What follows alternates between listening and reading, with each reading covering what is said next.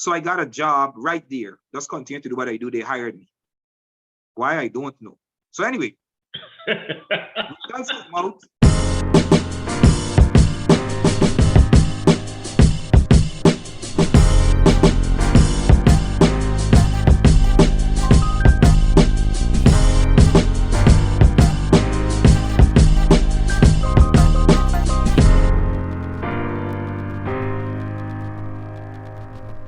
Like, subscribe, and share to Voices of Linden TV.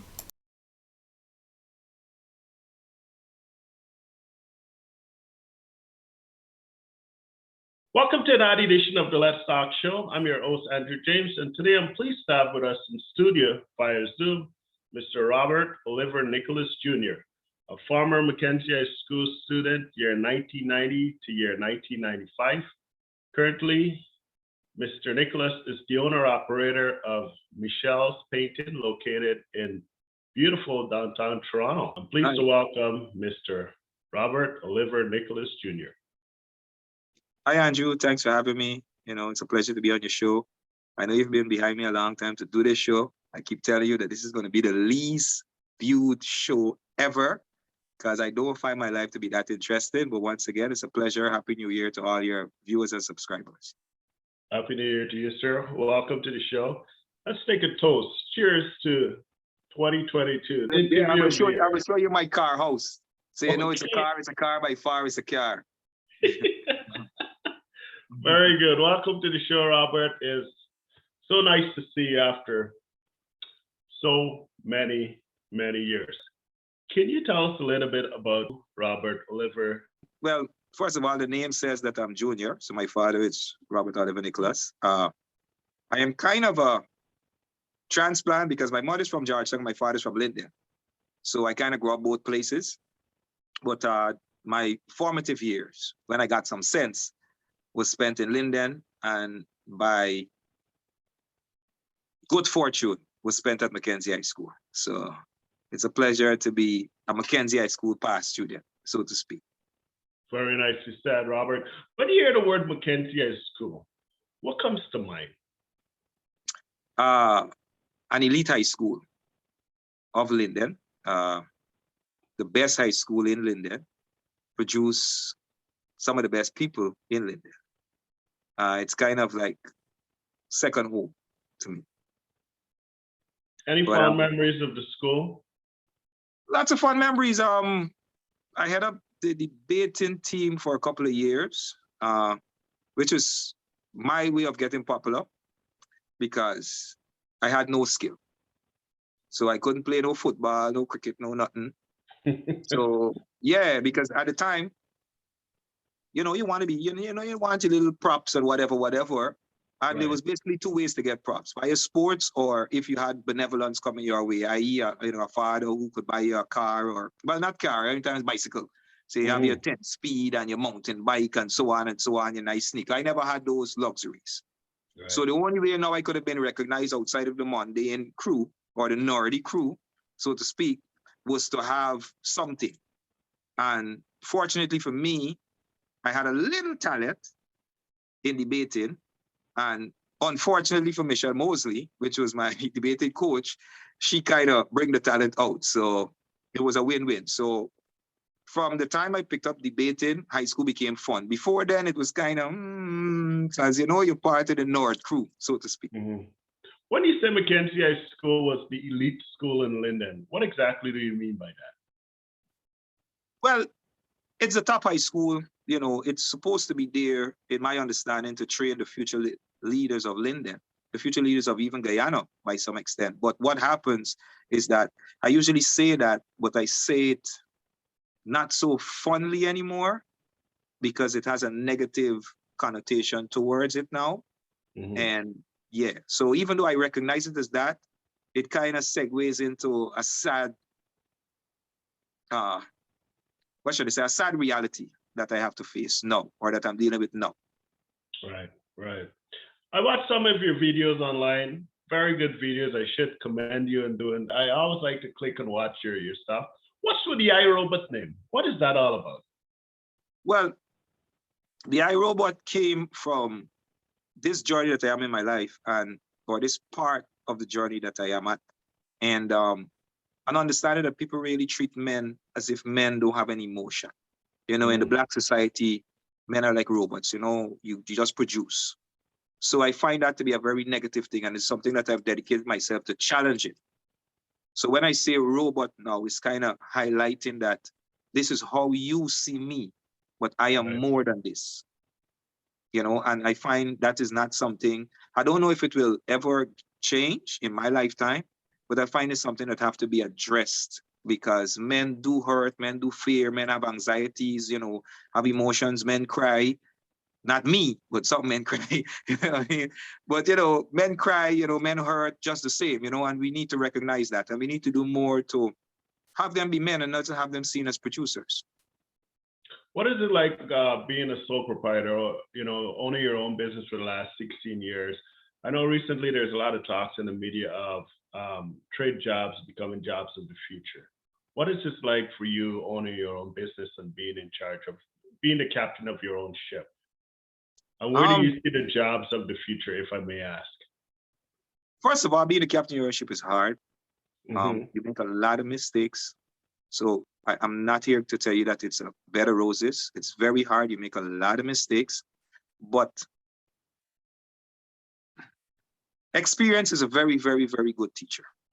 It's a very difficult teacher, but it's a very good teacher. And when you learn certain things through experience, it kind of sticks with you a little more than maybe if you were taught it.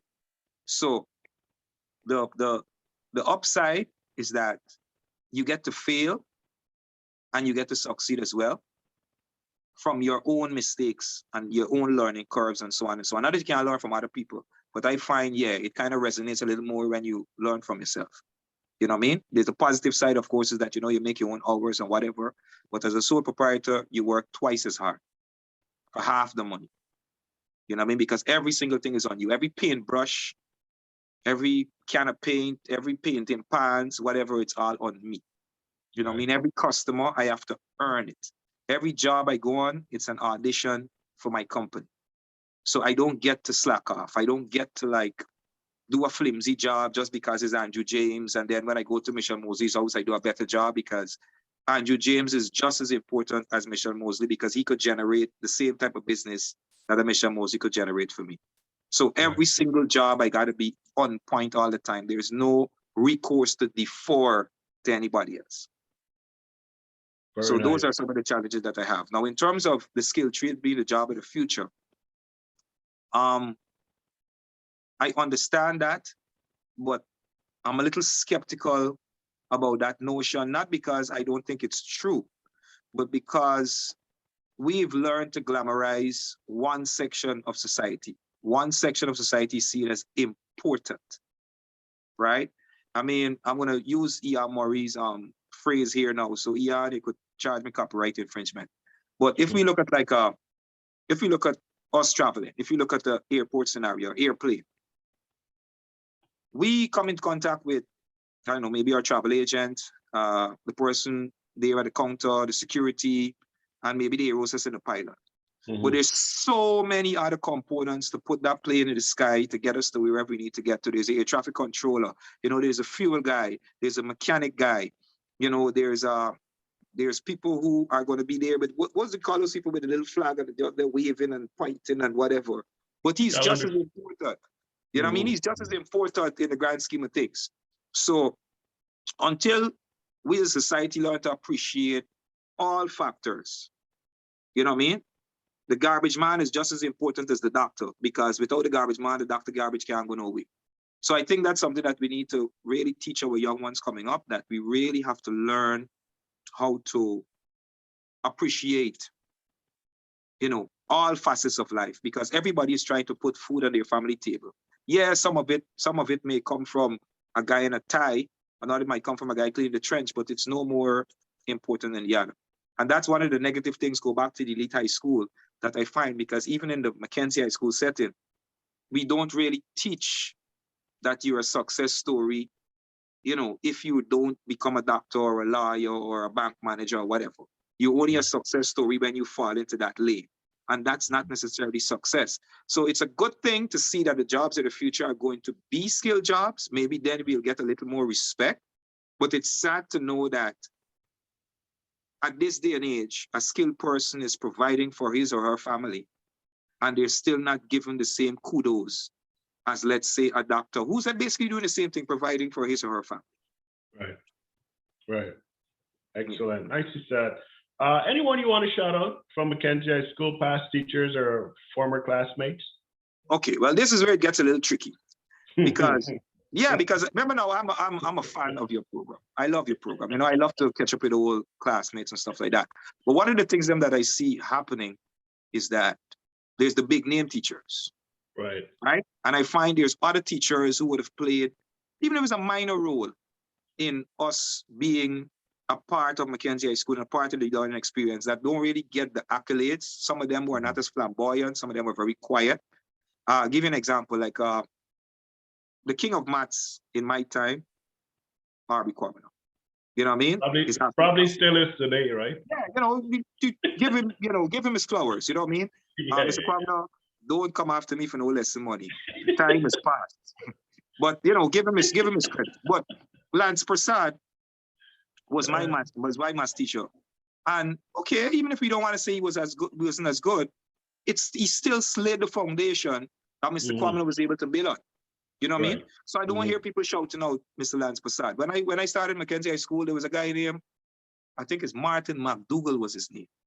Yes. If I remember correctly. Yeah, he was this 2A, because I started Mackenzie High School at 2A.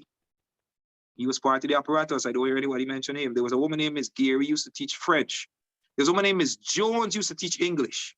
You know what I mean? A skinny lady, very small frame, but very good English teacher.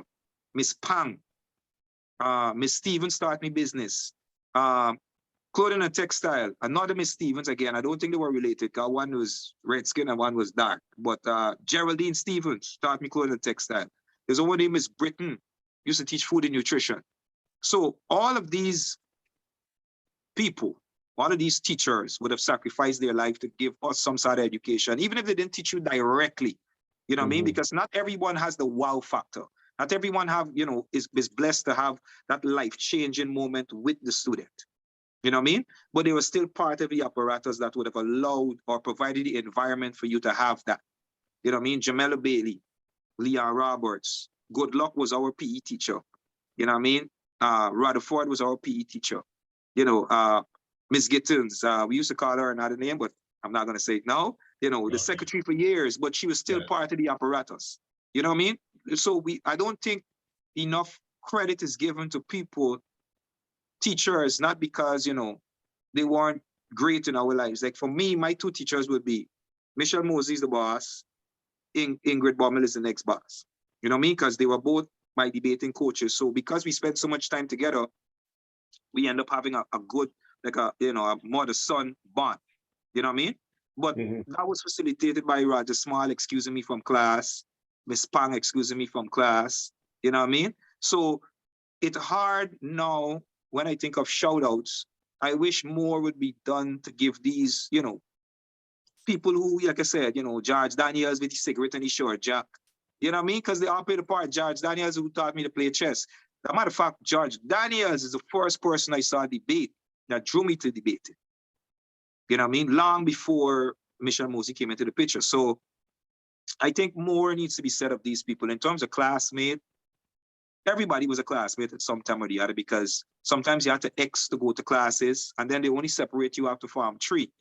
So, you know, somewhere along the line, you would have interacted. So everyone that went Mackenzie High School from 1990 to 1995, they all helped with the experience, you know, even the fights, because so it got, you know, you got to build a little fortitude to go forward, but they all was part of it. So I give thanks to everyone, and I wish that more students would come and deal with some teachers who did the work, but, you know, like I said, they weren't flamboyant with it, or they maybe didn't do because to be fair, sometimes they weren't in the CXC classes. So a lot of times you remember the teacher from the CXC classes because, you know, that's when you really got down to the serious learning.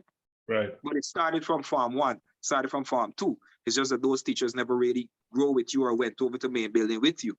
You know what I mean? But that they're no less responsible. You know what I mean? As Michelle Mosley is no less responsible than Ingrid Bommel into me being the type of speaker that I am now, or even to break down arguments, because I was the head speaker or the lead speaker or the first speaker, whatever you want to call it. So what I had to do is I had to learn to break down arguments and use what the other two speakers would come with, so I could counteract three other people because I had to do the rebuttal. So the way I function now, it's a mind that was trained to function a certain way, and that came from that background. Right. Yeah. Excellent. Nicely said, Robert. Just want to recognize, I guess, officially that all teachers are, through my lens, I would say valuable. We do appreciate, like you said, the ones doing, teaching Form 1s, preparing for the CXC.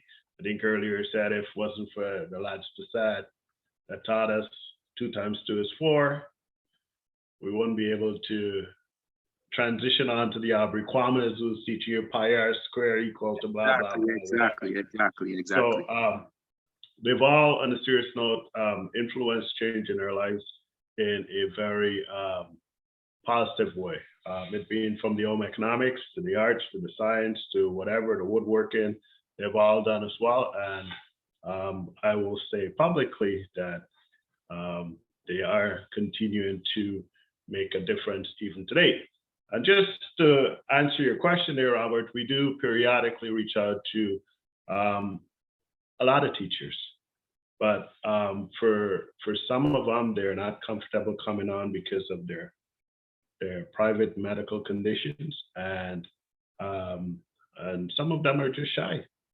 But this show is a show for everyone, and we're always open, equipped, and ready to have a conversation with whoever is available and want to talk to us. Let's touch a little bit about role models. Sad but true, recently we lost Mr. Small, and just a few days we learn about the passing of Mr. McDonald. My heartfelt sympathy goes out to both of their families. We also lost sometime last year, Sir Gittins, one of my classmates. And all in all together, we're losing some good, I would say, son of the soil. I think it's fair to say, Robert, we are now the face of Mackenzie High School. It's on the shoulders of people like me and yourself. Would you agree with that? Well, first of all, condolences across the board, not just to the families, but Linden community for losing, all these people who have dedicated their lives to bettering the next generation. Role model is a tricky undertaking. Yes, I think coming from Mackenzie High School, you're kind of cursed with obligation to lead, but it's hard to be a role model in an environment that they don't take the role modeling as something severe. We all would stand up and say it's necessary, but they don't really want. Okay, I'll put it to you another way.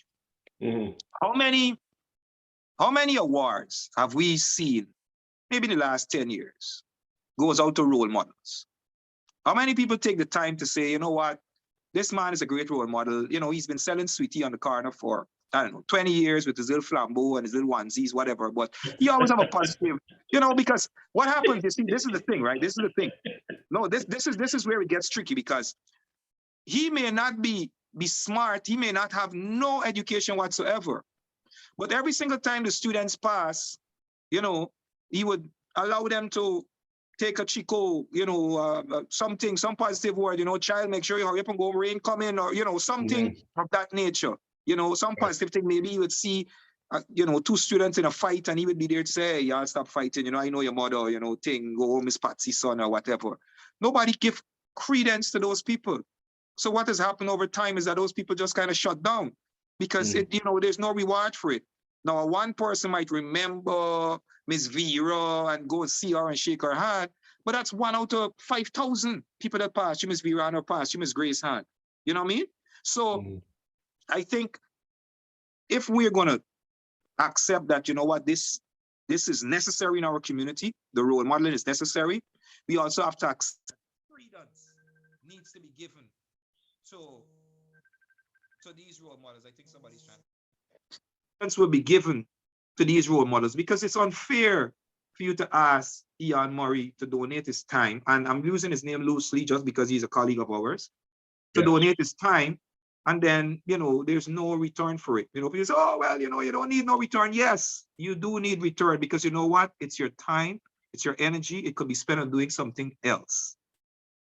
So if we are to say that we are now going to be the next generation of role models, the system needs to be adjusted to show that these things will be appreciated, or else it makes no sense, Andrew, for you to take your time, for you to do programs like this, for you to volunteer, for you to send to barrel, for you to do whatever it takes, because your time is money.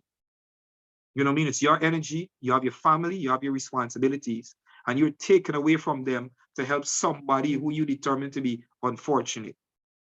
So the system needs to be adjusted, and I mean this with all my heart. The system needs to be adjusted to be appreciative of the people who will stand up in this particular time and say, look, I'm going to be a role model, because the teacher is doing it, and bless them for that. But that's their job. That's their profession. When you're volunteering, it's not your job and it's not your profession. The only thing you get from it is that gratitude. Self-fulfillment. Yeah. Right. So if you can't provide an environment where even that, and that is no cost to nobody. So if you don't provide an environment now that allows for that to happen, then I don't want to hear anything about role models. And that's my personal view on it. What advice would you give to the young people of today? The young people of today need to accept certain realities, because the young people of today seem to think that it somehow doesn't happen to them. Like the laws that has affected our families since our time on this planet doesn't apply to them. And the truth of the matter is, life doesn't exist in a vacuum. And we've been taught to think that it does.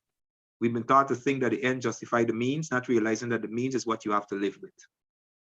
So the young people of today needs to know that this affects that, and that affects that, and that affects that, and that affects that. Now, this is not to tell you that every decision that you make is going to be the end of the world or whatever. You know what I mean? But I'll give you a typical example now from my personal experience. I finished CXC 95. They sent us to work study at the court because I really wanted to be a lawyer. So I was at the High Court in Georgetown. Just office boy thing, whatever. Playing, basically. Enjoy myself because it's work study. But then work study done, and I don't think the results were out as yet. The results came out like late September that year. So I got a job right there. Just continue to do what I do. They hired me. Why? I don't know. So anyway, results came out like the end of September, and I applied for university to study law because, like I said, I really wanted to be a lawyer. Yes. So I applied. I studied law. I got the answer, so I was accepted and everything. And then I got an interview to be at Bank of Guyana, to be a teller at Bank of Guyana. Bank of Guyana were looking for tellers. So I literally got the job maybe like the 15th of January, and university was supposed to start at the end of January. And I took the job. I wanted fancy clothes. I wanted to wear a nice sneaker and get a nice girlfriend and, the usual nonsense. Now, you see, a decision then affected me even to now because it put my life in a total different trajectory. You see, now that I probably wouldn't have been successful as a lawyer, I don't know. But I'm just trying to tell you that it seemed like a simple decision at the time, but it sent you this way. So we have to learn that our decision making is very important. So young people in particular need to realize that life doesn't exist in a vacuum. And I think we've been misled to believe that the end justifies the means.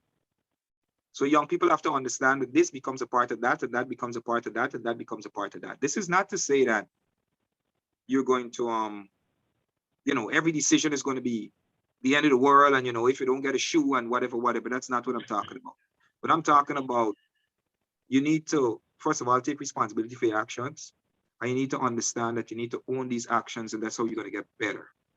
Mm-hmm. You know what I mean? I have made many, many, many mistakes, and I'm sure that I have many, many, many, many more to make before I leave this earth. So that is not what I'm saying. I don't expect nobody to be perfect, but you have to understand that life doesn't exist in a vacuum, and it really, really does affect you. I'm now learning that now employers are going through your social media profile. You know what I mean? So think about it now. Think about the pictures them that you're posting with your middle finger up and the rum and the this and that. You know what I mean? Think about you now going to get the job as a flight attendant and Caribbean Airlines or Cooper or whichever airline you're going for that has to run through your Instagram page to give you that job. Will you be hired? No. Right. So right away, that alone supposed to, okay, maybe you don't want one of those jobs. You know what I mean? But think about now you're going to become something else, a politician. You understand me? So we have to understand these things. And unfortunately, not because you're going to go for that job at 21, when you're 18, yeah, it's going to affect it because it's there. It's not going anywhere. You know what I mean? So you got to be mindful of these things. So to the young people, be mindful. Life doesn't exist in a vacuum. Yes, I understand it is what everyone else is doing and you would like to do it or whatever, but you got to think about yourself.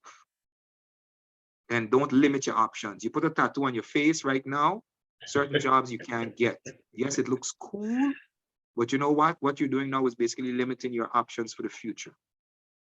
You know what I mean? That's basically what you're doing, because after this, the type of job that you could get, if you don't have this, becomes less. Robert, some folks have mentioned that there's a slight, I guess, through their own lens, of course. You and I may not agree, or you and I may agree here, but some folks have mentioned that through their own lens, there's slight economic, educational downfall, if I may, collapse in the community of Linden. What are some of the factors, if you agree, that you will say that's leading to this collapse? Okay, so let's go. Let's journey down Sir Lance Prasad and Sir Kwamina's road. Linden is a community of about 60,000 people. Out of that 60,000, we have about what? 3,000, 2,000, 3,000 structured jobs. All right? That's 58,000 people, 57,000 people. Then out of that 57,000 people, let's just knock off half pensioners, young people. So they reach the age of working yet. We still up to what? Oh, shucks. Now I gotta get them a calculator now. We still up to half the amount. Sorry, Mr. Kwamina. Sorry, Mr. Prasad. It's Sunday.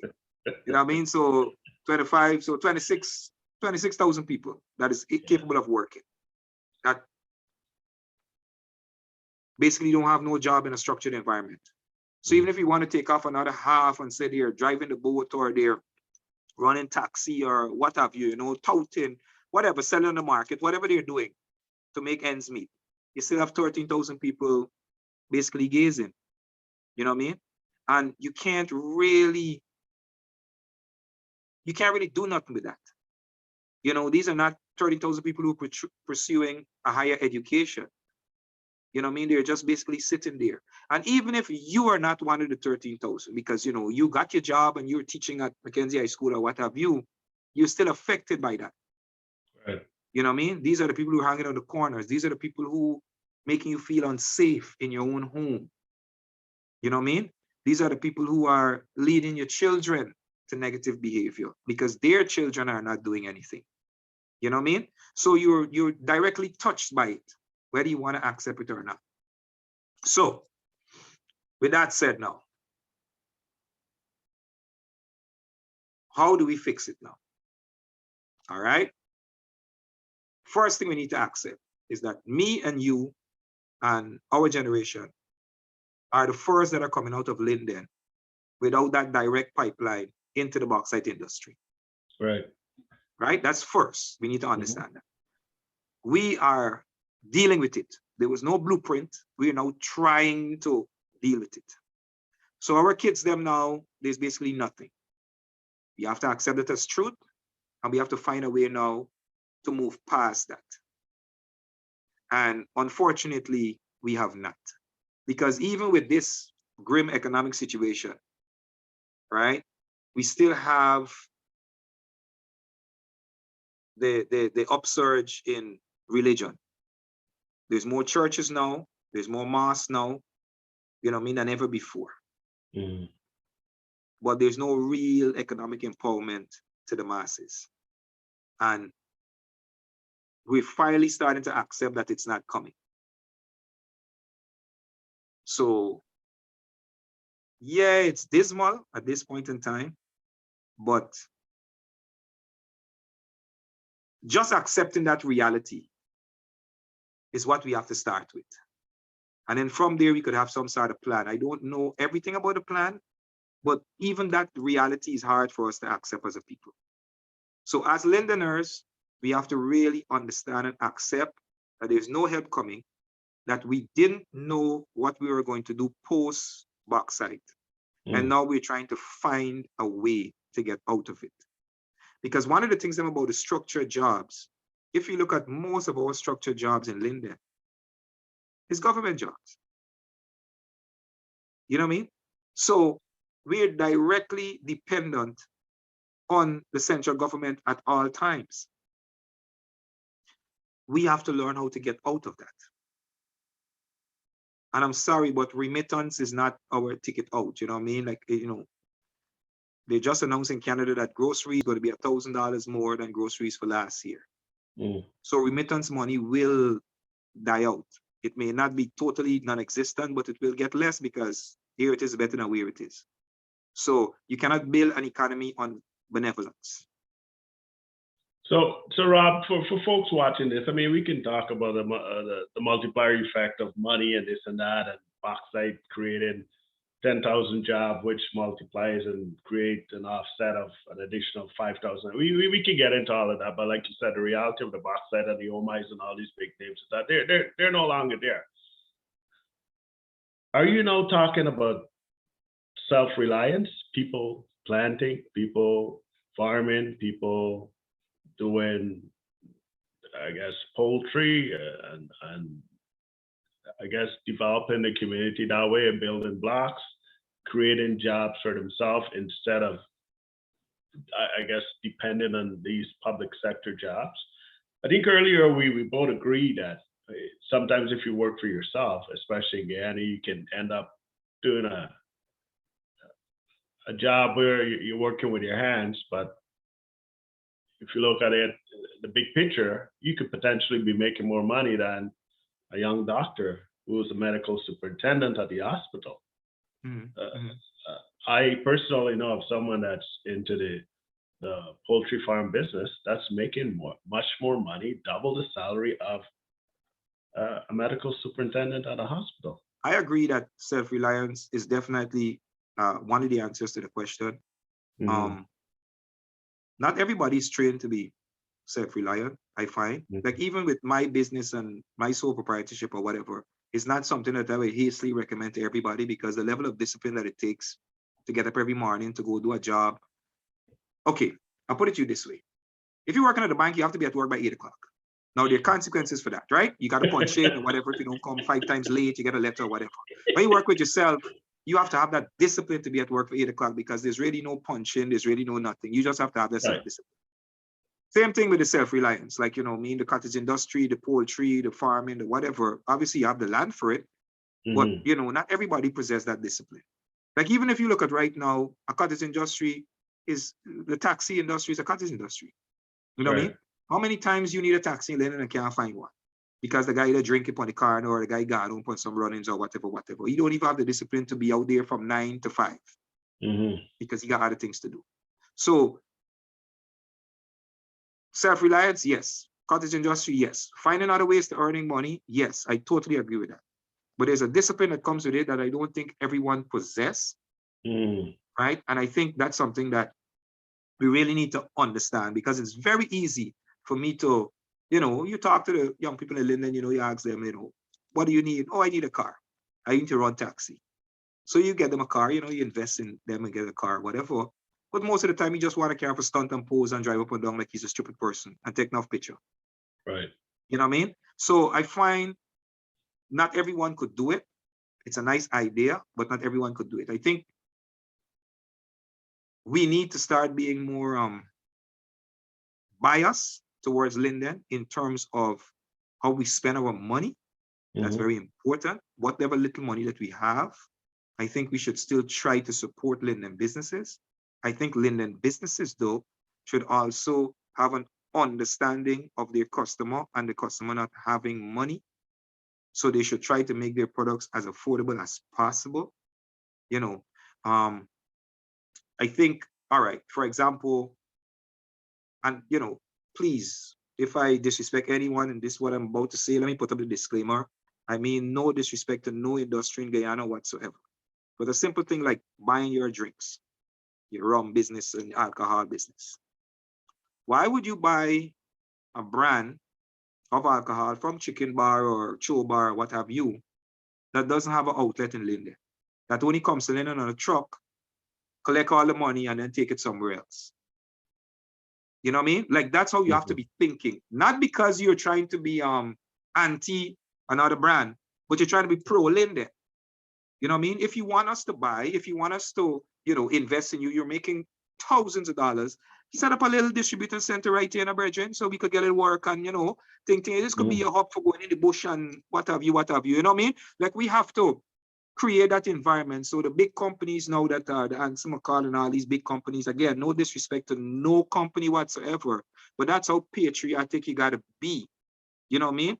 That they have to come now, and even if it's just a bond with 3 people working and a security guard, it's still bringing something.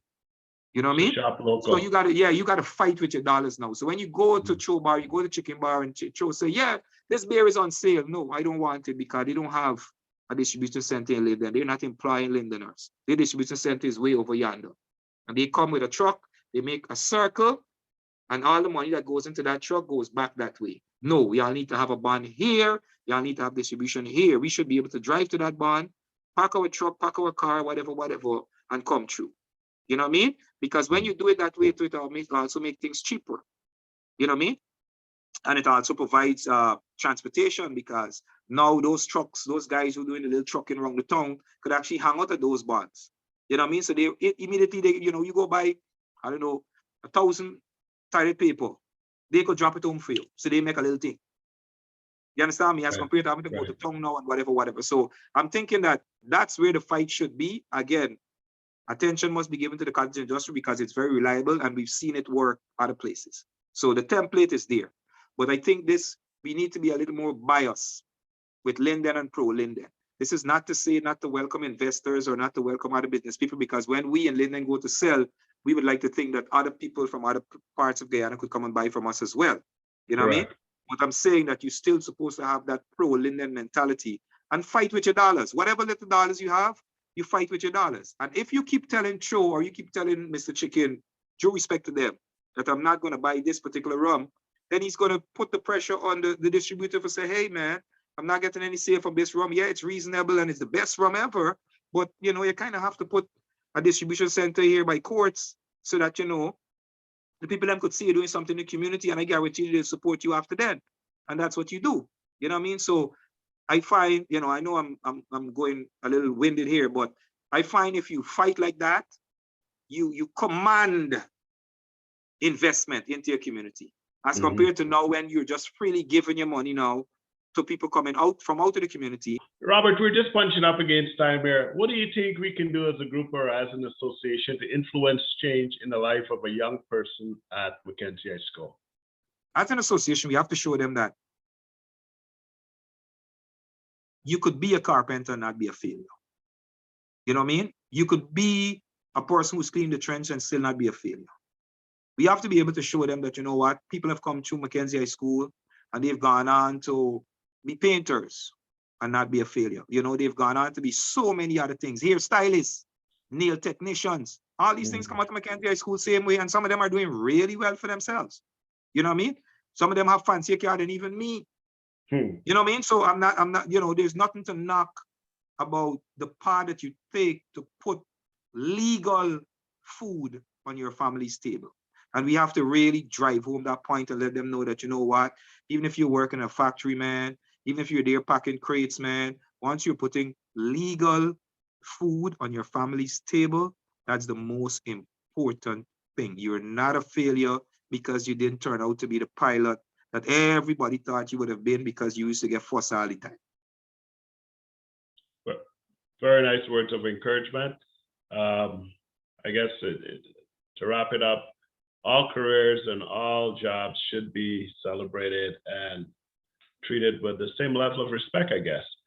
Robert, on behalf of everyone at the Mackenzie High School Alumni Association North American Chapter and the Let's Talk Show, I want to thank you very much for taking time to share your experience and some life advice with us today. Thank you very much for being a part of the show, and we look forward to talking to you again in the near future. Happy New Year to you and your family. And again, thank you. Bless and love. Thanks for having me. Cheers, buddy. Good night, Robert. Thanks. All right. Bless up.